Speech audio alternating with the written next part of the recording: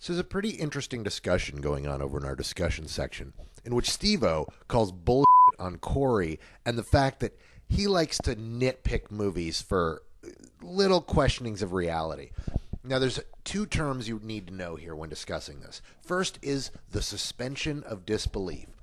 This is that the idea that in a movie they set rules and those rules may be different from our own reality. The second phrase you need to know is internal consistency. That's where when you have set up these rules, you play by those rules and don't necessarily change them down the road to a way where they no longer work earlier in the film. Now, I'm with Steve-O on this. This has been my pet peeve with Corey and some of the guys for a while. I'm willing to suspend disbelief, and I'm willing to suspend disbelief more than some other people are. That's just how I like my movies. Some people, and I get it, like their movies to be much more realistic. That's not always going to be the case. Like what's brought up Drillbit Taylor. I mean, yeah. Where are the teachers? Why aren't they stopping the bullying? Well, first of all, if you remember high school, Corey, the teachers never stopped the fucking bullying. Okay, that's why we're dorks and on the internet now.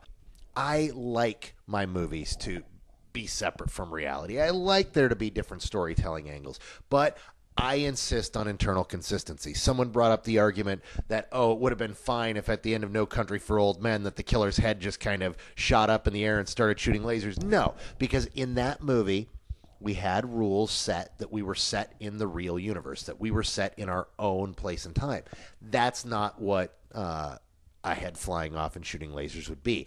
If early on in the film people had heads that shot off lasers and it turns out, this guy's a robot, okay, yeah, that's fine. I would have bought it then. A great example of this is The Sixth Sense. The Sixth Sense has perfect internal consistency. We think we're watching a movie about a guy, but in truth, we're watching a movie about a dead guy.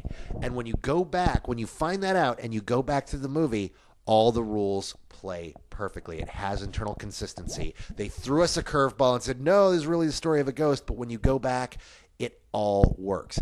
That's all I ask from my movies. I ask for internal consistency. I don't care how crazy rules you set. I don't care if I walk into a movie and it turns out the dogs talk and unicorns and magical rainbow factories are there and a teenager can reset time.